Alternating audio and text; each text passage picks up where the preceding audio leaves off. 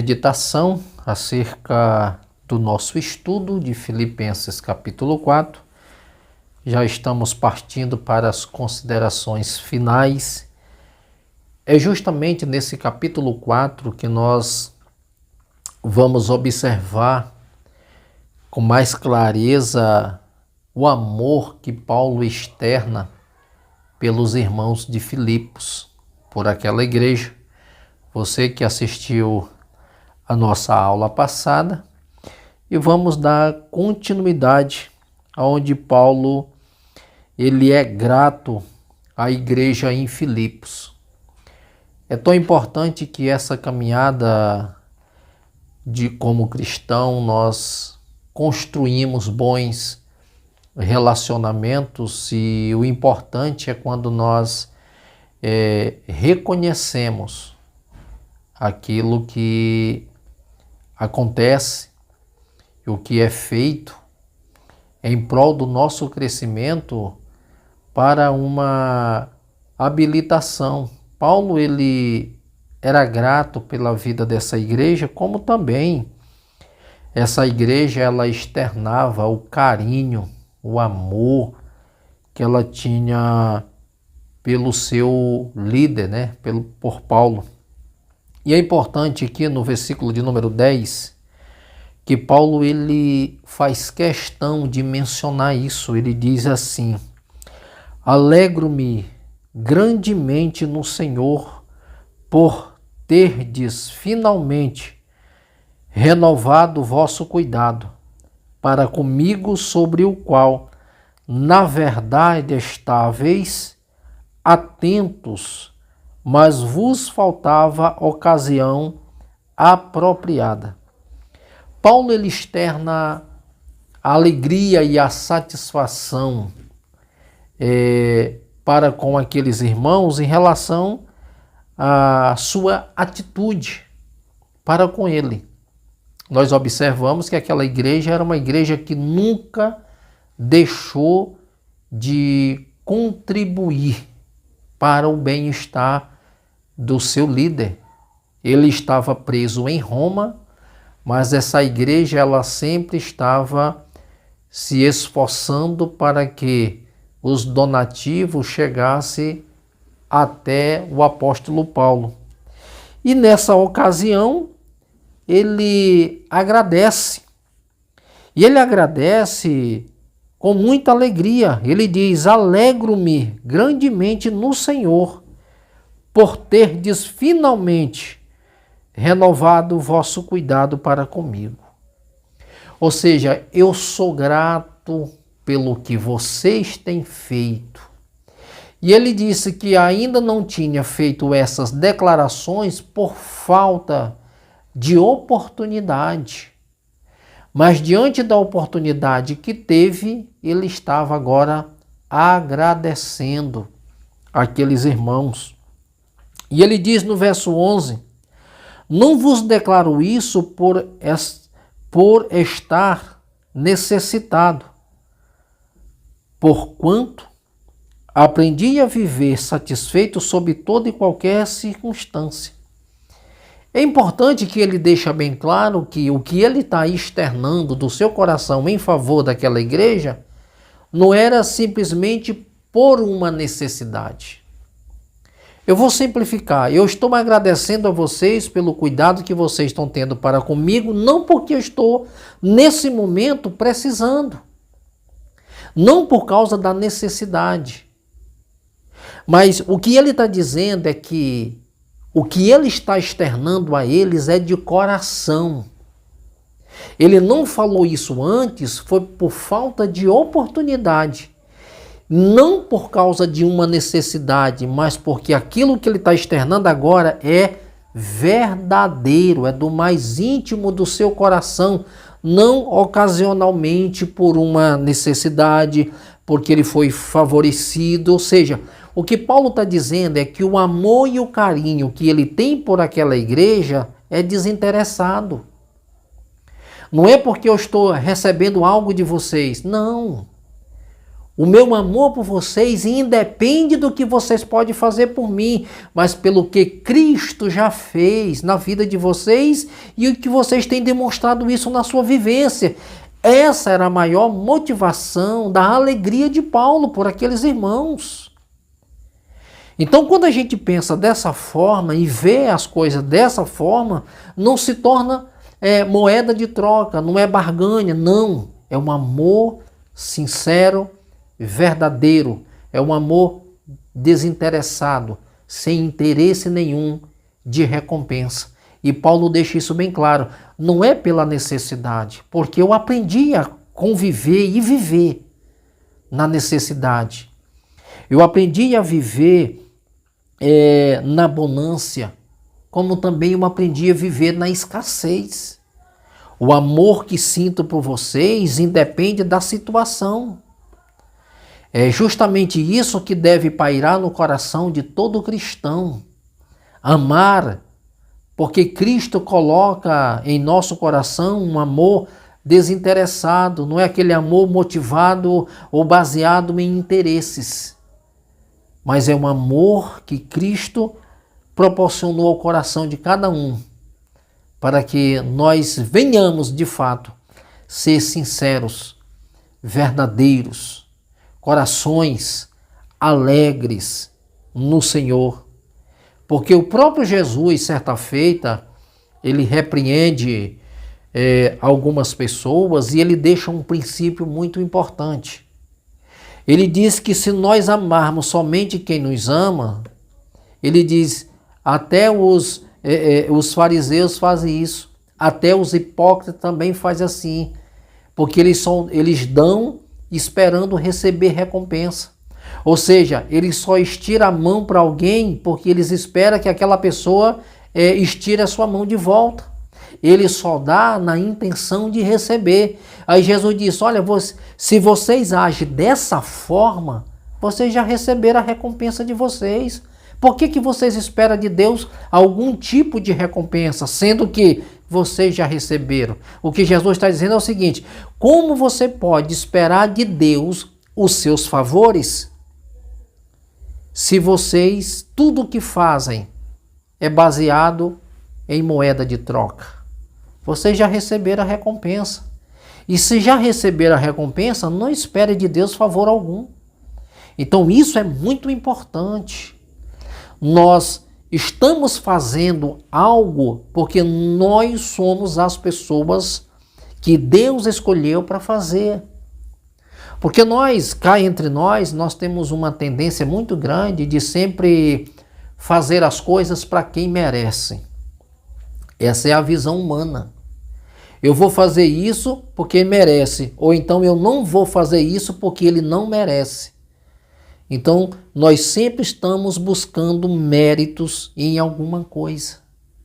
E quando você olha para Cristo, ele fez por nós sem nós merecermos.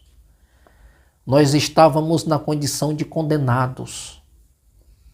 Nós, como o próprio Paulo diz, nós vivíamos no reino das trevas.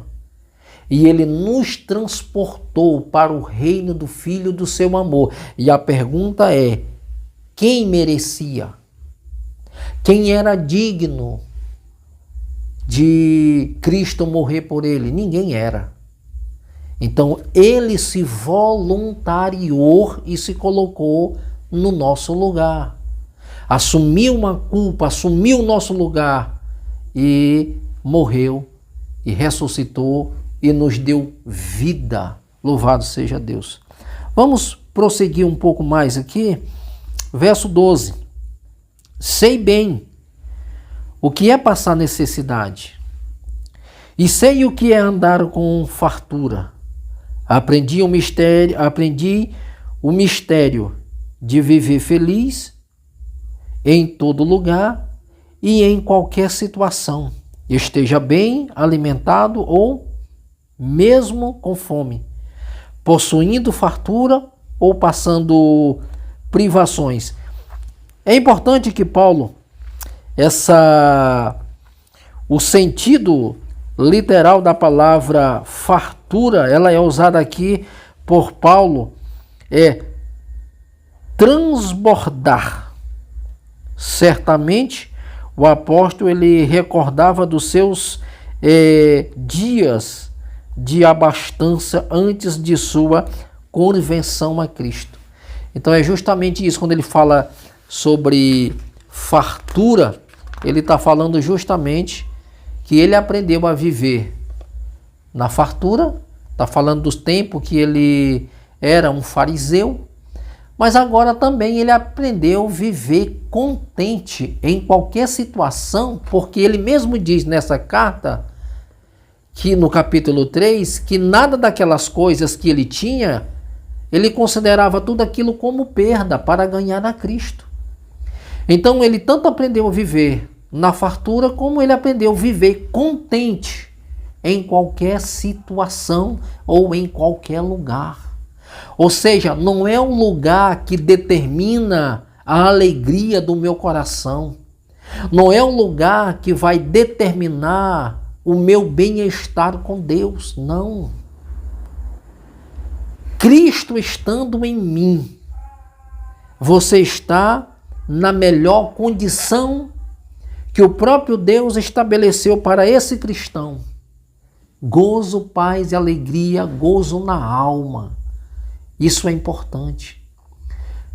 Porque nós temos visto hoje muitas pessoas que vivem em palácios, lugares fora de sério, mas elas sentem um vazio na alma incontrolável e elas tentam buscar isso em todos os lugares e por todos os meios, porque é um vazio que só Cristo pode preencher. Carro não preenche, dinheiro não preenche, mulheres não preenche, sabe? Então, esses homens buscam isso. E o que eles mais falam é que o vazio permanece. Paulo diz, olha, eu aprendi a viver, a estar contente em qualquer situação, viver tanto na escassez quanto na abundância. Porque a prioridade da vida de Paulo não era o que ele possuía, mas era o que estava internalizado nele. Cristo Jesus, presença de Deus. E isso é tão importante que Paulo, mesmo estando em prisões, ele chegou a dizer, eu estou preso, mas o evangelho não está. Ele tinha condições de abençoar a vida de pessoas mesmo na prisão. E alguém pode me perguntar, mas pastor, alguém que está preso, o que ele tem para oferecer? O melhor que Deus deu para ele. A mensagem que pode transformar um homem, uma comunidade, um país e uma nação. A Bíblia nos diz que os pretorianos que guardavam Paulo, eles ouviam o evangelho e se convertiam ao Senhor. Ele mesmo diz que a guarda pretoriana, elas falavam de Cristo. Aquela saudação, na troca dos sentinelas, na troca de turnos, a saudação era diferente. Aqueles homens, eles tinham o privilégio de guardar Paulo, não porque se alegravam em ver Paulo preso, mas por aquilo que Paulo tinha para oferecer a eles. Então, a maior riqueza que Paulo tinha, em prisões, mas surtindo vida nas pessoas.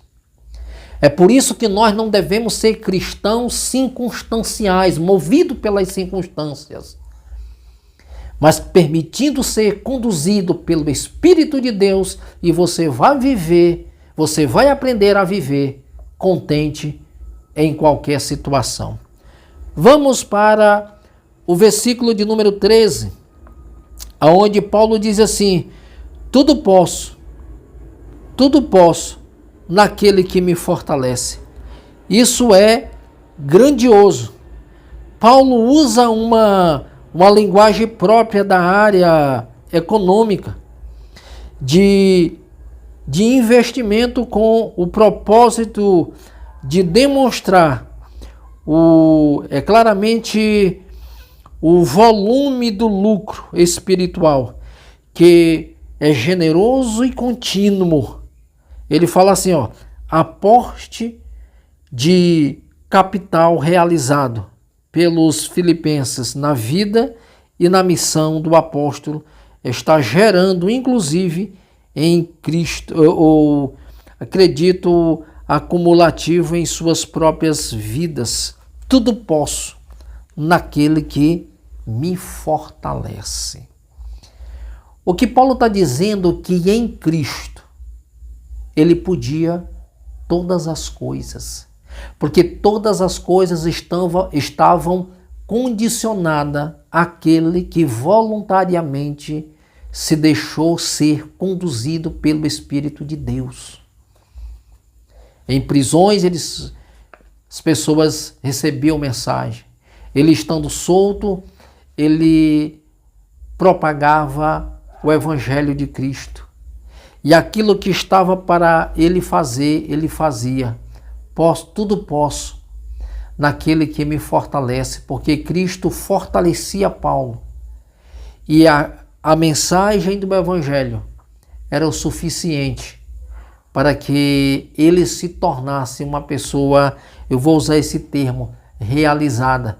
Não é que ele saía fazendo qualquer coisa, mas se ele estava em Cristo, Cristo viabilizava meios para que as pessoas pudessem ser alcançadas e o propósito ser cumprido. É por isso que ele diz, em Cristo eu tudo posso. Por quê? Porque é Ele que me dá força. É Ele que anima a minha alma, é Ele que me dá segurança, é Ele que promove gozo na minha alma. É Ele que vai estar me fortalecendo em meios às lutas do dia a dia. Quando eu falo de luta, eu não estou falando da ausência de comida, de dinheiro, não. Lutas ali, ele tanto estava em prisões, como Paulo também em prisões, ele enfrentava muitos embates, doenças, malárias, dores. Ele enfrentava isso. Paulo estava numa das piores prisões. Prisão romana era as piores prisões que existiam naqueles dias. Então você está em um calabouço de uma prisão, num lugar que nenhum ser humano gostaria de estar, e você dizia assim, tudo posso naquele que me fortalece. Se você for olhar hoje para essa teologia fácil que tem aí, e eu dizer que Paulo estava delirando, estava ficando maluco, porque evangelho não é isso. Ele não tinha carro, não tinha casa, não tinha conta bancária, ele não era rico, ele não tinha avião, ele não tinha coisa dessa natureza. Então ele estava pregando um evangelho fracassado e o maior fracasso era a própria vida dele. Paulo disse, não é negativo. Troco tudo isso pela presença. Troco tudo isso por sentir a alegria, gozo e ter paz com Deus. Eu não estou dizendo que quem tem essas coisas não perdeu a sua paz. Eu só estou dizendo que as coisas de um certo tempo elas têm se investido. Quem é mais espiritual é quem tem mais dinheiro e não é isso. Quem é mais abençoado é quem tem mais bens. Isso não é verdade. Porque tem muita gente que não é cristão e tem bastante riqueza. Então, queridos, voltando para cá, entretanto, fizeste bem em participar da minha aflição. Sabeis os filipenses que durante o vosso primeiro dia no Evangelho, quando parti da Macedônia, nenhuma igreja compartilhou comigo o que se refere a dar e receber, exceto vós. Como o apóstolo Paulo não teria um carinho especial por aquela igreja? Desde o dia da minha partida da Macedônia, nenhuma outra igreja ela esteve com ele como a igreja de Filipos. Quero trazer uma palavra para você, abrir um parêntese aqui, que uma igreja com essas virtudes, ela se torna uma igreja referência tanto para o seu líder quanto para a comunidade, porque unir-se ao seu líder no momentos difíceis é que torna esse povo diferente e forte, porque aquilo que tem aprendido, eles têm colocado em prática. Isso é satisfatório para o seu líder saber que mesmo em prisões, nos açoites, nos dias mais sombrios da sua vida, tem uma igreja que está de joelho orando por ele, para que Cristo fortaleça e suprindo as suas necessidades. Enquanto nós temos visto nos dias atuais esse amor se esfriando e os líderes sendo abandonados, esquecidos, desprezados por uma igreja que se torna muito egoísta nesse sentido da palavra, que estou muito ocupada com seus afazeres e às vezes não param para refletir, para pensar sobre ela está ali, porque tem alguém que se esmera, que se esforça, que se doa, que deixa de fazer para a família, que deixa de assistenciar até um parente, que deixa até de passar mais tempo com os seus para investir, para estar dando atenção, cuidando de outras famílias. E às vezes, o que se recebe, às vezes, é o desprezo. Paulo está dizendo, nenhuma outra igreja esteve comigo. A saber, ó Filipenses, que durante os vossos primeiros dias do Evangelho, quanto parti da Macedônia, nenhuma igreja compartilhou comigo no que se refere a dar-se e receber, exceto vós. Não estou falando aqui de salário, não. Nós estamos falando do básico para a sobrevivência daquele que estava se esmerando, ensinando, discipulando, visitando, abrindo trabalho, vida sendo salva através da sua mensagem. Alguém que se dispôs a fazer o que muitos não querem e às vezes não ajuda. Que o Senhor Jesus possa nos despertar a sua igreja, para que não vire as costas para aquele que tem se esmerado em trabalhar para o Senhor. Que nós nos despertamos e não venhamos fazer como as igrejas da Macedônia, mas que nós venhamos seguir o exemplo da igreja de Filipos. Dar, contribuir para que o seu pastor tenha, no mínimo, uma refeição digna. Paulo está dizendo claramente, no tocante ao dar e receber. Estamos falando de donativos, do que ela poderia proporcionar para que ele tivesse condições de avançar.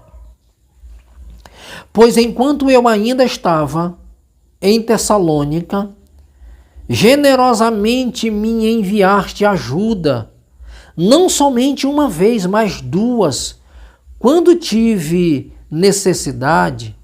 Não que eu esteja à procura de ofertas, mas busco preferencialmente o bem que pode ser creditado à vossa conta. Agora estou plenamente suprido, até que em excesso tenho recursos em abundância, desde quando recebi de Epafrodito os donativos que enviastes como oferta de aroma suave, como sacrifícios aceitável a Deus. Olha só, que declaração, que generosidade daquele povo para com seu líder. Reconhecimento, isso é gratidão. Eu faço uma pergunta para você hoje. Você é uma pessoa grata pelo que alguém tem feito por você? Você é aquela pessoa que reconhece o bem que outrem faz a você? Ou você é aquele que diz, não, ele fez porque quis, eu não pedi. Ele fez porque ele tem bastante. Paulo está reconhecendo o valor que aquela igreja ela deu a ele, a importância que ela deu. Ele não tinha. Mas ele diz, não que eu esteja à procura de oferta. Paulo está agradecendo eles, desde Tessalônica, que eles enviaram oferta, ele diz, não que eu ande atrás disso. Ou seja, eu vou simplificar, eu não estou pregando para receber oferta não, e nem estou pregando para receber dinheiro. Eu não ando atrás disso. Mas vocês, generosamente, vocês fizeram voluntariamente. Vocês externaram isso com muita alegria, com muito gozo, com muito amor. Isso é gratidão. E por causa do coração generoso de vocês e da gratidão que Deus colocou no coração de vocês, hoje eu tenho com abundância. Paulo dizer assim, olha, a minha despensa está cheia. Porque vocês reconheceram o bem que receberam de Deus através do apóstolo Paulo.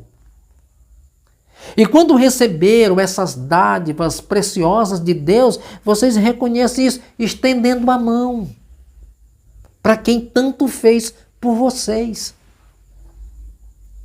A forma de vocês reconhecer o carinho, o amor, o que vocês têm recebido, vocês demonstraram isso estendendo a mão. Não porque eu pedi, mas porque vocês entenderam que quem está disposto a trabalhar em favor do Evangelho precisa almoçar e jantar. E Paulo, por algumas vezes, ele diz que ele não pedia oferta para ninguém para que aquilo não se tornasse pesado a eles. Olha o verso 19, mas o meu Deus suprirá todas as vossas necessidades em conformidade com as suas gloriosas riquezas em Cristo Jesus. E ao nosso Deus e Pai seja a glória por toda a eternidade. Aí ele diz, amém. O que vocês têm feito, eu vou simplificar, o que vocês têm feito em favor de um homem de Deus, ajudando, contribuindo para que ele pudesse viver bem, o vosso Deus vos recompensará. Pessoal, cá entre nós, às vezes as pessoas criticam, elas falam porque desconhecem. Mas toda pessoa que é generosa, ela é uma pessoa abençoada. Ela tem com fartura. Ela tem prazer de dar, porque Deus tem abençoado. Às vezes alguém diz, não é justo, não é certo, um bando de, chama as pessoas de ladrão, não precisa de... Mas aquele que dá, Deus abençoa muitíssimo. Pessoas generosas e voluntárias, Deus derrama bênção e prosperidade sem medida, porque você tem voluntariamente também abençoado aquele que está abençoando vidas. Eu não estou falando de barganhar, porque se tornou um meio de sobrevivência. Tem muita gente que vive disso, enganando pessoas do bom coração, mas não é disso que eu estou falando. Eu estou falando de um homem que se dispôs a viver para Cristo, se doar para as pessoas. E em contrapartida, a igreja, as pessoas que recebem as bênçãos de Deus através daquela pessoa, reconhecem isso e vê a necessidade dele e contribuem para o bem dele. Isso é maravilhoso. E Paulo ele fala que as saudações e bênçãos apostólicas. Saudai a todos os santos em Cristo Jesus, os irmãos que estão comigo, igualmente vos saudam. Todos os santos vos cumprimentam, especialmente os que estão no palácio de César. Olha só. Onde era que Paulo estava? Estava preso. Mas aquelas pessoas, como eu disse no início, que guardavam Paulo, elas recebiam a mensagem e eram transformadas. Ele estava onde? No palácio de César. Eles estavam servindo a Deus na corte, no palácio. E como foi que eles ouviram o evangelho? Paulo foi lá no palácio pregar? Não. Eles foram até onde Paulo estava. E aqui derruba todo aquele conceito. Ah, eu não estou bem, não vou falar de Jesus. Aqui não é um lugar propício para falar a respeito disso. Ah, hoje eu estou de férias, não vou falar. Às vezes tem pessoa do teu lado precisando de uma palavra. Paulo era preso. Ele não estava no resort, não. Ele era preso. Vivendo os piores dias que um ser humano pode viver. Mas a alegria no coração de servir a Cristo permanecia. O corpo estava sofrendo os danos, mas a alma e o espírito estavam alegres e se renovando a cada dia em Cristo Jesus. Então ele sauda até aqueles que estão no palácio de César. Aí ele diz, verso 23, a graça do Senhor Jesus Cristo esteja com os vossos... A graça do Senhor Jesus esteja com o vosso espírito. Amém.